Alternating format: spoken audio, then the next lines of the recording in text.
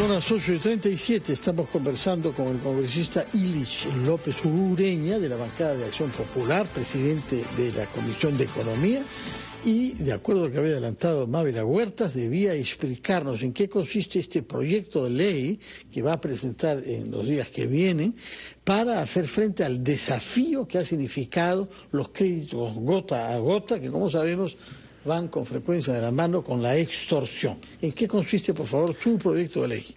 Cuando asumimos la presidencia de la Comisión de Economía, dijimos claramente que íbamos a asumir los activos y los pasivos de la Comisión y del Congreso de la República. Uno de los pasivos es esta mal llamada ley contra la usura, que ha sido una ley populista en el Congreso anterior, donde se ha puesto topes a las tasas financieras. Para dar un ejemplo, don Fernando, usted y yo nos prestamos un dinero a través de un crédito formal, usted es un buen pagador, y como buen pagador a usted no le suben la tasa de interés, porque usted es un buen pagador, al contrario, le bajan la tasa, viene una entidad financiera y le dice, le compro su deuda y le bajo su interés. Yo, por algún motivo, como micro y pequeño empresario, me demoré 5 días, 10 días, 15 días, y ya no pagué a tiempo. Entonces me dicen, oye, tú ya no pagas a tiempo, entonces como tú eres un poco riesgoso, te voy a subir la tasa de interés. Como hay una ley de topes, ya no pueden subir el interés a pesar del riesgo. Entonces me dicen, tú como ya no puedes recibir este crédito de esta entidad formal porque hay una ley de topes. Yo te podría dar, pero si es que te doy a un interés un poco más alto. Pero como la ley dice que no te dé, anda, búscate otro que te dé. Me voy a otra entidad financiera y la entidad financiera también me dice lo mismo. No puedes acceder al crédito. Usted ha dicho textualmente, y para terminar el ejemplo, ¿a dónde tengo que recurrir si la banca formal no me da crédito? Claro, lógicamente al crédito informal, que es el crédito por extorsión gota a gota. Entonces, esta ley lo que ha hecho es fomentar, es poner en bandeja de plata, sobre todo a los micro y pequeños empresarios, en las manos ha puesto de los extorsionadores gota a gota, con dinero del narcotráfico, dinero de la trata de personas, dinero de la corrupción y otros dineros sucios, mal habidos, que se ponen en los bolsillos de los emprendedores en el Perú, y esto está creciendo. 500,000 de personas han dejado de recibir créditos y más de 150,000 han salido del sistema financiero. Y estos son datos reales del BCR, ayer que conversamos, de la SUNAT, entre otros organismos, ¿no? Ha dicho, yo prefiero que le den préstamo de interés del 20 al 30% a un emprendedor que se demoró para realizar el pago, a que lo hagan a un interés del 500% y le pongan una pistola en la cabeza. Claro, ¿cómo son los créditos gota a gota? Te ponen 20%, 30% mensual, los cobros son diarios. Si nosotros multiplicamos ese 30% mensual, son 480% al año, 500% mensual en muchos otros casos. Si nosotros le ponemos 30% al crédito formal al año, eso quiere decir que al mes más o menos son un 3%, ¿no? Entonces, 2 punto y tantos por ciento para ser un poco más exactos. Entonces yo prefiero que le den 2% mensual a que le den 30% mensual y le cobren con violencia. Y eso, y no solo eso, ya los extorsionadores se han metido a los mercadillos, a los mercados, a ponerse en las puertas para prohibir el ingreso de la banca formal, de las microfinancieras, que van a colocar créditos y los espantan de una manera violenta. Entonces, no solamente se lucha contra la criminalidad con la policía, también desde la Comisión de Economía, como poniendo leyes claras y que ayuden a la formalización, luchamos contra la criminalidad. Si nosotros le quitamos estos topes financieros, inmediatamente la banca formal, las microfinancieras, van a poner varios miles de millones en el mercado, y la gente lógicamente va a preferir un dinero más barato a preferir los gota a gota, y por ahí también tenemos que luchar contra los extorsionadores. Ojalá que su proyecto de ley sirva. El día de hoy. Es un tema grave que efectivamente somete a terror a muchísimas pobladores en el Perú que están en la dificultad de pagar. Respecto de la reunión con Julio Velarde en la comisión que usted preside, la víspera había habido una bochornosa reunión en la comisión de presupuesto donde se le preguntó una serie de cosas que no tienen nada que ver con el Banco Central. Parece que sus colegas no saben qué funciones tiene el Banco Central. Ustedes, habida cuenta de esa experiencia, trataron de focalizar en las responsabilidades del señor Velarde. ¿Qué les dijo que les haya parecido importante, por favor? Bueno, acá hay que explicar a la población un tema. El BCR, el Banco Central, se limita básicamente a ver la política monetaria, que no es otra cosa que ver, por ejemplo, la inflación, los niveles de inflación que estén estables. ¿Y qué cosa es la inflación? Que el dinero que ganen las personas le pueda alcanzar. No, si la inflación es alta, el dinero que tenemos, que ganamos como sueldo, no nos alcanza para cubrir nuestras necesidades. Es por eso que la inflación debe estar en un nivel medio, bajo. Entonces, esa política monetaria se encarga el BCR. Hay datos importantes en el debate que abordamos ayer con el presidente Julio Velarde. Por ejemplo, mencionó textualmente, la economía en el Perú está creciendo, ha crecido 3.1%. Sin embargo, dijo, ese crecimiento es poco, es pequeño, porque el Perú necesita crecer por lo menos, y ese ya es un añadido que yo puse en el debate, al 5% para abastecer de los 350.000 puestos de trabajo que necesita cada año el país. Entonces, ese dato es importante. ¿Para qué? Para que el Ejecutivo haga esfuerzos y genere formalización, amplíe la base tributaria y de esa manera poder crecer al 5%. A ver, pero lo que quisiéramos también es conocer, yo sé que nos quedan pocos minutos antes de ir a la pausa, pero le pediría, ¿cuál es su reflexión como parlamentario sobre las críticas que se han hecho al tipo de preguntas que se formularon al presidente del Banco Central de Reserva?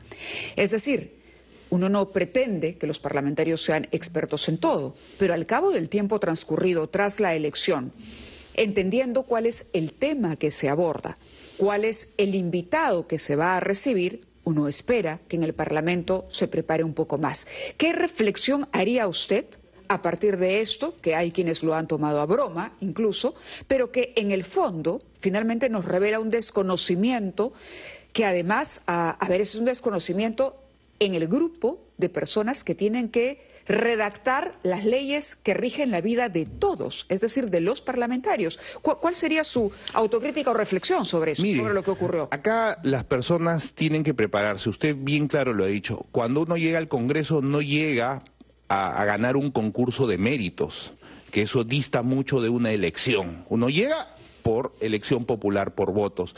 Eso no necesariamente lo pone en una calificación académica de saber todo. Sin embargo, el Congreso da asesores a cada parlamentario. Los asesores, el mismo congresista, el partido que los acoge debe de tener los mecanismos para que estos parlamentarios puedan desarrollarse bien. Como congresista, a ver, y con un Congreso que en este momento tiene un 95 o por ahí % de desaprobación, y escucha finalmente la gente ese tipo de preguntas, ¿qué diría usted? ¿Fue un papelón o no fue un papelón? Mire, yo voy a evitar referirme a los colegas, sin embargo voy a hablar algo concreto. Todas las personas, sobre todo los representantes, congresistas, gente del Ejecutivo, deben estar preparados para las acciones que hacen y realizan. En Acción Popular trabajamos temas económicos. Tenemos, por ejemplo, en la Comisión de Economía al ingeniero Ismael Benavides como asesor del Consejo Consultivo. Entonces necesitamos... Ha sido ministro de Economía. ¿Sí? Es ministro de Economía, ha sido diputado, ha tenido varios temas. Necesitamos ser, por ejemplo, profesionales en estos temas para resolver los problemas. Entonces, el debate de ayer en la Comisión de Economía con el presidente Julio Velarde ha sido un debate alturado, de posiciones claras. Nosotros hemos puesto la posición. Usted, que me está preguntando a Mabel Huertas qué pasó con sus colegas de la Comisión hay que preguntarle a los colegas. Usted es un congresista y tiene perfecta capacidad para dar una respuesta independiente, no sea tan púdico con sus colegas, ¿no? No, don Fernando, yo trato siempre de ser objetivo, profesional en los temas. Es por eso que los datos y las cifras que nosotros le damos son datos reales, cifras que ayudan al desarrollo del país, ¿no? El punto es que mientras cada uno de nuestros actores políticos no tenga claro, o quienes ostentan poder, ya sea en el legislativo o en el ejecutivo, no tengan claras cuáles son sus funciones, entonces no vamos a ninguna parte. Por ejemplo, usted, en tanto nuevo presidente de la Comisión de Economía, ha dicho que va a trabajar desde la Comisión incentivando el consumo privado para que la población tenga trabajo y pueda consumir bienes y servicios. Y uno dice, ¿cómo desde el Congreso se puede hacer algo así? Cuando es básicamente una función del Ejecutivo. De ahí que le hacía la pregunta, es decir, ¿cómo se observan ustedes en el espejo al cabo del tiempo transcurrido? Le explico. Lo que pasa es que el PBI, ¿no?, el Producto Bruto Interno, la mayor participación es por consumo privado. ¿A qué se refiere este consumo privado? Al sueldo que recibimos las personas en el país y que compramos un celular, una casaca, un zapato. Del sueldo que reciben, la mayor cantidad que va al Producto Bruto Interno como estadística es del consumo privado. Y para que haya consumo privado debe haber empleo, trabajo, debe haber sueldo. En eso estamos todos claros. Permítame para terminar la explicación. Entonces, desde el Congreso, ¿qué hacemos? Normas claras. ¿Para qué? Para que haya inversiones de tal manera que esas inversiones generen trabajo. Por ejemplo, estamos planteando en la Comisión de Economía un manto protector para las empresas formales, de tal manera que la SUNAT no pueda apretarle las tuercas a los micro y pequeños empresarios, a los medianos, a los grandes, y exprimirlos de tal manera que quieran aumentar la recaudación. Con esas normas claras, las micro y pequeñas empresas van a dar trabajo tranquilamente y van a dar sueldos. Esas normas claras se dan en el Congreso. De acuerdo, hemos comprendido eso. Brevemente, por favor, mientras hablábamos sobre estos temas, hemos recibido vía rotafono una información desde su región, Junín, en la que se nos dice que en vista de que no se ha pagado durante 3 meses a los ingenieros que están a punto de culminar con la obra del hospital de Pichanaki, en realidad falta 20%, han decidido retirarse, paralizando esta obra. ¿Qué nos puede decir sobre esto? ¿Ha ido usted a visitar Pichanaki? Es cierto que queda en la selva de Junín, pero es Junín. Por supuesto que sí. Es una vergüenza lo que está pasando con los gobiernos regionales, ¿no? Sale una publicación de parte del gobierno regional de Junín, que son los que están en primer lugar en el gasto de inversiones, en el MEF amigable, pero pasan este tipo de cosas. Y no solo eso, le doy otro dato. Por ejemplo, Vladimir Cerrón hizo un hospital, el hospital más grande, el Hospital Carrión, que hasta el día de hoy no se ha entregado la obra final. Entonces, no se ha entregado la liquidación de obra. ¿Qué quiere decir eso, por ejemplo? Quiere decir que, por ejemplo, el tomógrafo que ya se malogró, nadie puede invertir ahí, porque no se sabe si es el privado. Que venga, les vamos a preguntar si en su semana de representación se tomó la molestia de ir a Pichanaki, porque me parece escandaloso que un hospital para nuestros paisanos nativos y colonos que viven ahí no puedan disponer de un hospital. Señor Illich López, muchísimas gracias, hemos excedido el tiempo, pedimos disculpas por eso, Ávila. Les agradecemos. Queda pendiente, muy amable, buenos días. Hospital de Pichanaki. Buenos días, señor Illich López, son las 8:50 con retraso.